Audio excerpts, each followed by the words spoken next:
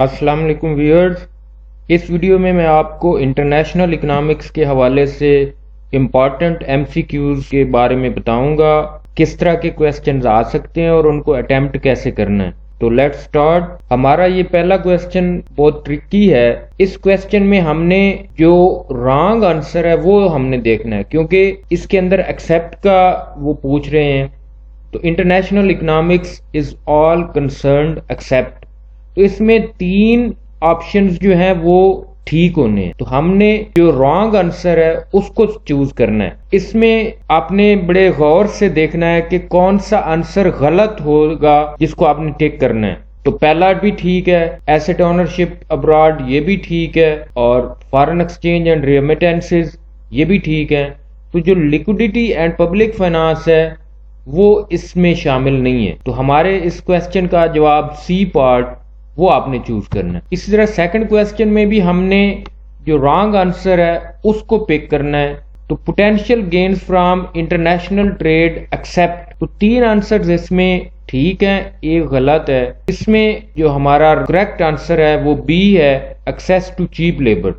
तो बाकी जो तीन ऑप्शंस हैं वो ट्रू हैं, इसलिए आपने इसको भी गौर से करना है। थर्ड क्वेश्चन में ये पूछा गया है कि इंटरनेशनल ट्रेड में एक्सपेंशन की वजह से नेगेटिव इम्पैक्ट्स किस सेक्टर पे हो सकते हैं। तो इसमें डी पार्ट जो है वो करेक्ट आंसर है। एंटी ग्लोबलाइजेशन मूवमेंट्स की जो कंसर्न्स हैं वो कौन सी हैं, एक्सेप्ट। इसमें भी रॉन्ग आंसर को आपने पिक करना है। तीन आंसर्स ठीक हैं, जो चौथा आंसर है वो रॉन्ग वन है या एक्सेप्ट है, तो उसको आपने पिक करना है। इसका ए पार्ट करेक्ट ऑप्शन है, क्योंकि जो एंटी ग्लोबलाइजेशन मूवमेंट्स हैं उनके बाकी तीन पे उनका ज्यादा फोकस है। तो ये वाला जो ऑप्शन है या ये वाला एस्पेक्ट है इसको वो टच नहीं करती। इस क्वेश्चन में ये पूछा गया कि अगर गवर्नमेंट एक्सपोर्ट सब्सिडी देती है 10 रुपए per unit on world price of ₹100 unit, world price 100 रुपए पर यूनिट है और गवर्नमेंट ने एक्सपोर्ट सब्सिडी 10 रुपए दी है, तो which of the following statements या स्टेटमेंट इज और correct about such A scenario. तो इसमें जो ए और बी ऑप्शंस हैं वो दोनों ही ठीक हैं, क्योंकि जो डोमेस्टिक प्रोड्यूसर्स हैं वो 100 रुपए पर यूनिट ले रहे होंगे, जो डोमेस्टिक कंज्यूमर्स हैं they will be paying 100 per unit. तो जो 10 रुपए एक्सपोर्ट सब्सिडी है वो एक्सपोर्टर्स को जा रही होगी। इस क्वेश्चन में भी तीन करेक्ट ऑप्शंस हैं, हमने जो रॉन्ग वन है उसको पिक करना है। क्वेश्चन नंबर 6 में हमने देखना है कि जो मर्केंटलिस्ट्स हैं वो कौन कौन सी चीजों का प्रचार नहीं करते थे। तो इनमें से एक ऐसी चीज है जो रॉन्ग वन है और हमने उसको पिक करना है। तो इसलिए जल्दी में जाने की बजाय आपने पहले देखना है कि क्वेश्चन में पूछा क्या गया है। तो तीन जो करेक्ट ऑप्शंस हैं हमने उनको पिक नहीं करना, हमने वो वाला पिक करना है जो एक्सेप्शन है, जो रॉन्ग वन है। तो जो मर्केंटलिस्ट्स हैं अपनी पावर और स्ट्रेंथ अपने आप को मनवाने के लिए वो तीन चीजें ऐसी हैं जिनका वो प्रचार करते रहे और जिस पे अमल करते रहे। तो उसमें गवर्नमेंट का सख्त कंट्रोल, इकोनॉमिक नेशनलिज्म और हैवी आर्मी और हथियार, ये उनका बेसिक मोटिव था और इसके ऊपर उन्होंने अमल किया। तो जिस पे अमल नहीं किया वो था बिजनेस ऑटोनॉमी एंड फ्रीडम। तो जब गवर्नमेंट का सख्त कंट्रोल हो, इकोनॉमिक नेशनलिज्म हो, तो वहां पे फिर बिजनेस ऑटोनॉमी और फ्रीडम का होना बहुत मुश्किल है। एब्सोल्यूट एडवांटेज का आइडिया एडम स्मिथ ने दिया, जबकि जो कंपैरेटिव एडवांटेज है उसका आइडिया डेविड रिकार्डो ने दिया था। तो इसलिए इस क्वेश्चन का आंसर है बी।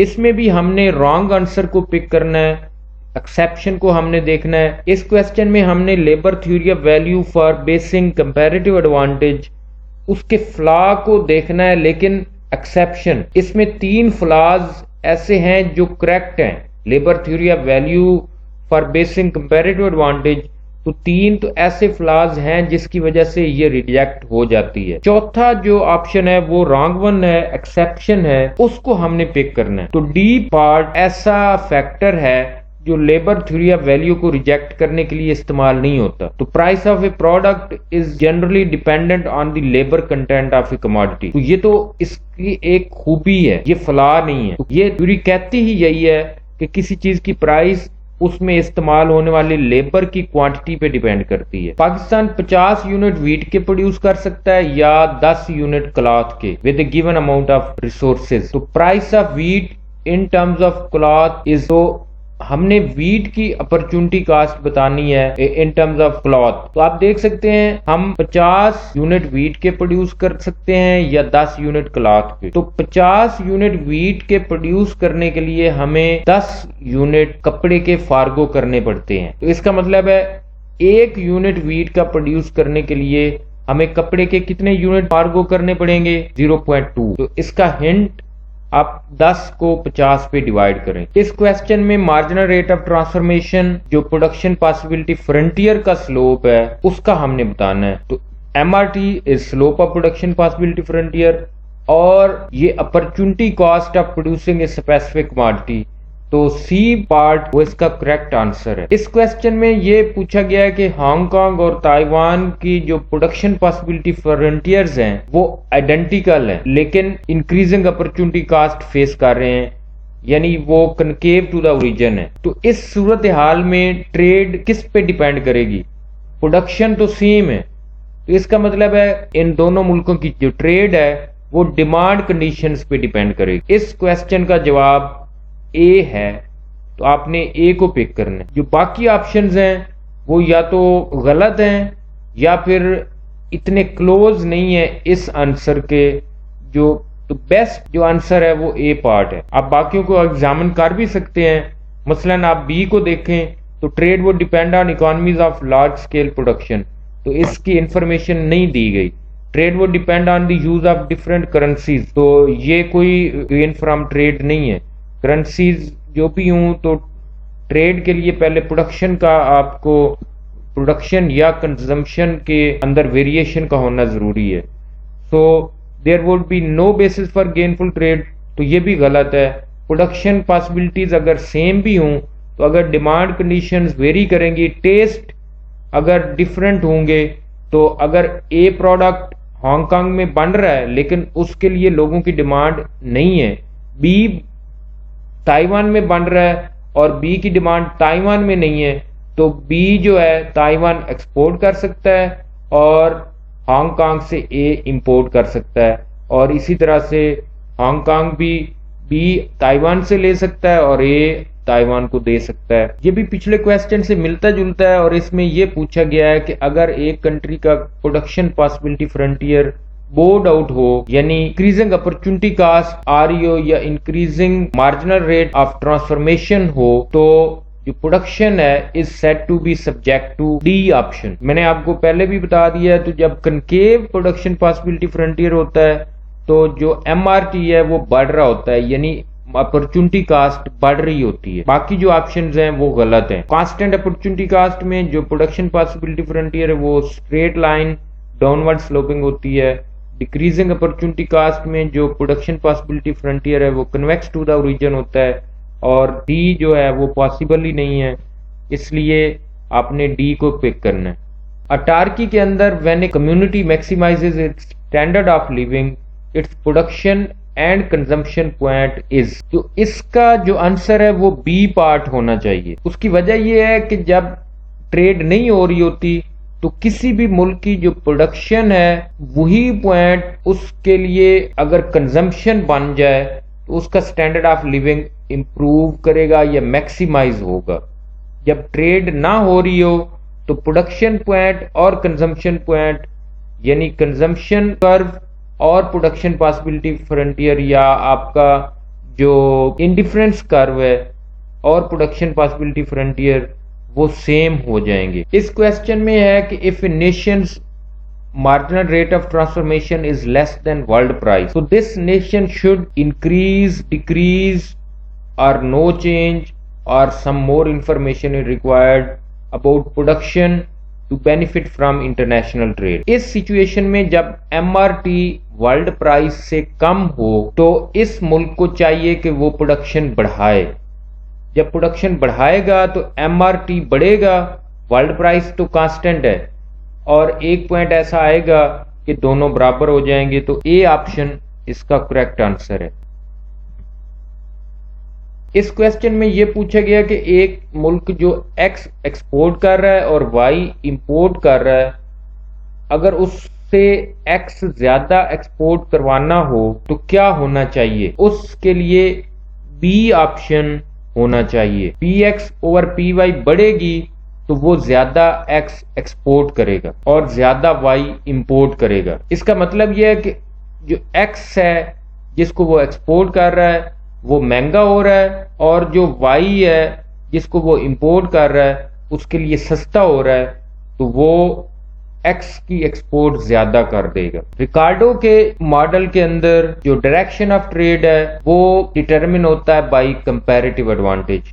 मैंने आपको पहले भी बताया, जो एब्सोल्यूट एडवांटेज है वो एडम स्मिथ ने दिया था, जो कंपैरेटिव एडवांटेज का आइडिया है for the direction of trade वो कंपैरेटिव एडवांटेज की बेस पे काम करता है। ऑफर कर्व की बल्ज्ड नेचर जो है towards a particular axis shows the amount of an import और एक्सपोर्ट और ट्रेडेड कमोडिटी और नन ऑफ दीज। तो बल्ज्ड नेचर ऑफर कर्व की जिस साइड पे वो मुड़ा होता है, जिस एक्सिस की तरफ उसका जो कर्वेचर है, उस एक्सिस पे उसकी हम एक्सपोर्ट कमोडिटी लेते हैं, वो एक्सपोर्ट कमोडिटी को शो कर रहा होता है। तो सी ऑप्शन इसका करेक्ट आंसर है। इस क्वेश्चन में प्रो ट्रेड, एंटी ट्रेड या न्यूट्रल कंजम्पशन और प्रोडक्शन की हम बात कर रहे हैं। तो under blank consumption of importable commodity increases more than the consumption of exportable commodity. तो इसमें प्रो ट्रेड आएगा। अंडर प्रो ट्रेड कंजम्पशन, ये प्रो ट्रेड है, यू नहीं आएगा यहाँ पे, ए आएगा। So under pro trade consumption of importable commodity will increase more than the consumption of exportable commodity. तो इंपोर्टेबल कमोडिटी की कंजम्पशन बढ़ेगी तो ट्रेड भी बढ़ेगी, तो इसलिए इसको हम बोलते हैं प्रो ट्रेड। एंटी ट्रेड में जो कंजम्पशन ऑफ एक्सपोर्टेबल कमोडिटी है वो बढ़ती है। तो जब एक्सपोर्टेबल कमोडिटी की कंजम्पशन ही बढ़ना शुरू हो जाएगी तो जो ट्रेड है वो नेगेटिवली अफेक्ट होती है। तो इस क्वेश्चन का आंसर ए पार्ट है।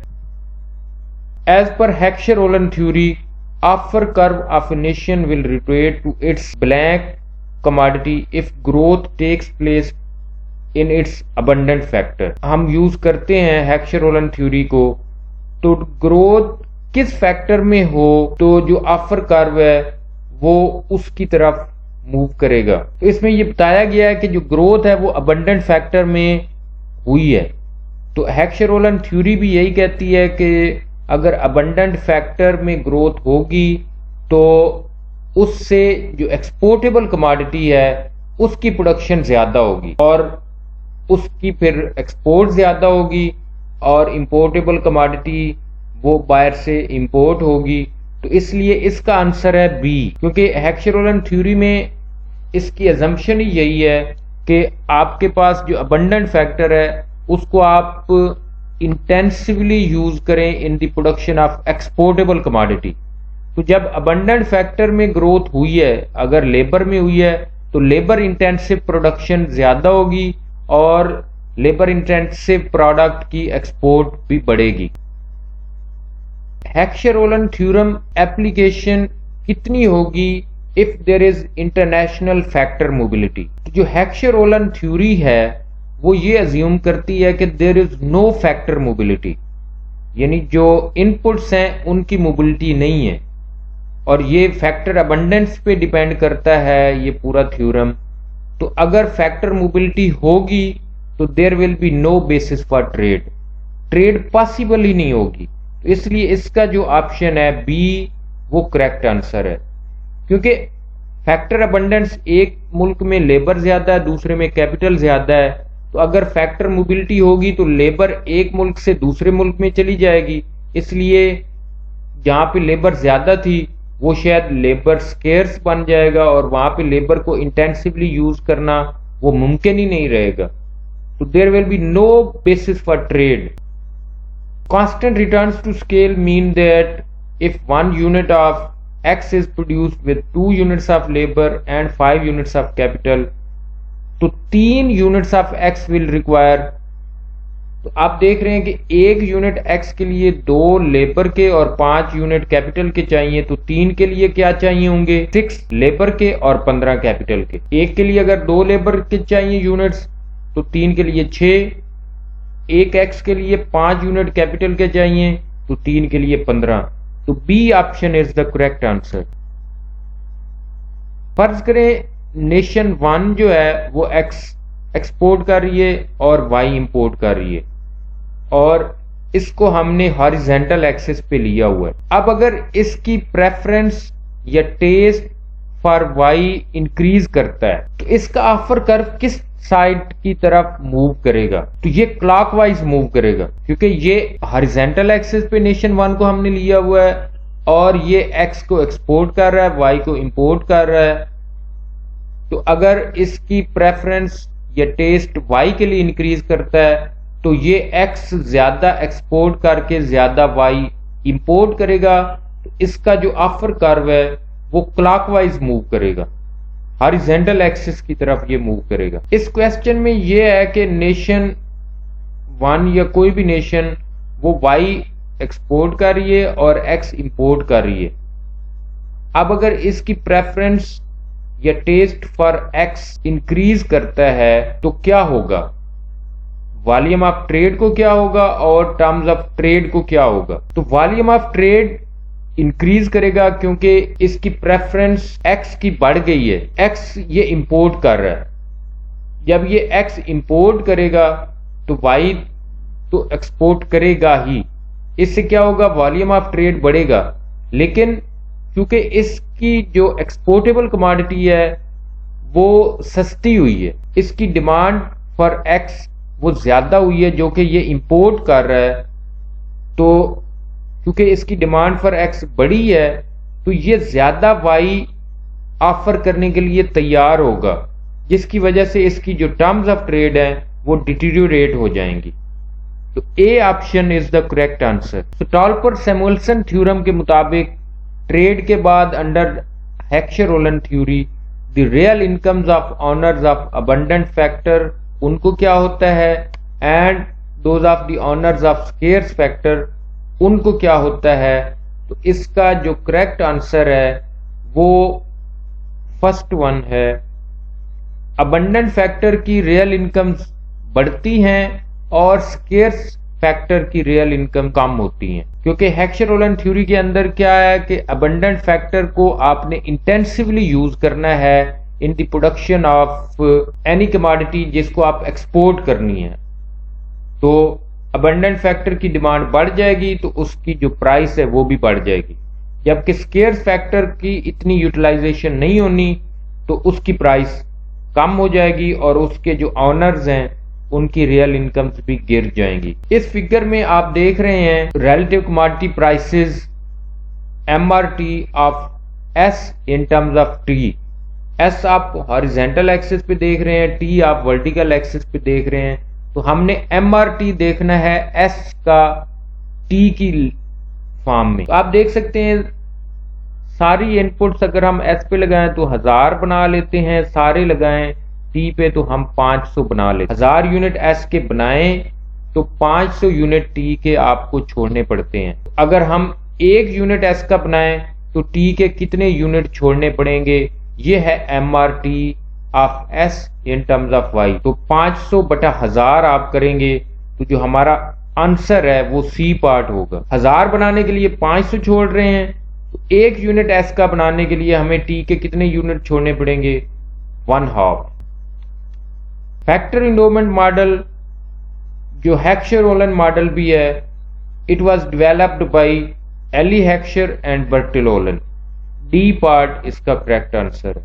Which trade theory contends that a country that initially develops and exports a new product may eventually become an importer of it and may no longer manufacture the product। तो ये product life cycle theory है। इसमें क्या होता है, जिस मुल्क ने पहली दफा जो प्रोडक्ट बनाया होता है वो एक टाइम ऐसा आता है कि उसका वो इंपोर्टर बन जाता है और वो उस प्रोडक्ट को बाद में मैन्युफैक्चरिंग करना भी छोड़ देता है।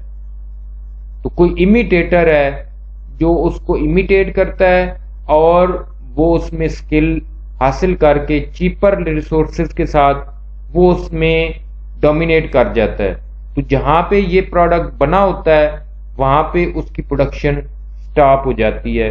ये प्रोडक्ट लाइफ साइकिल थ्योरी के अंदर है। लिंडर की ट्रेड थ्योरी के मुताबिक trade tends to be more pronounced in manufacture goods when trading countries have. तो ये लिंडर की थ्योरी में सिमिलर पर कैपिटा इनकम को अज्यूम किया गया है कि जब दो मुल्कों की सिमिलर पर कैपिटा इनकम्स होंगी तो जो ट्रेड है वो ज्यादातर मैन्युफैक्चर्ड गुड्स में हो रही होगी। इसमें ट्रांसपोर्टेशन कास्ट के हवाले से पूछा गया है, a product will be traded only if the pre trade price difference between the two countries. B option इसका करेक्ट आंसर होगा। When the pre trade difference between the two countries is greater than the cost of transporting it between them. तो जो pre trade price difference है वो अगर ज्यादा होगा cost of transportation between these two countries तो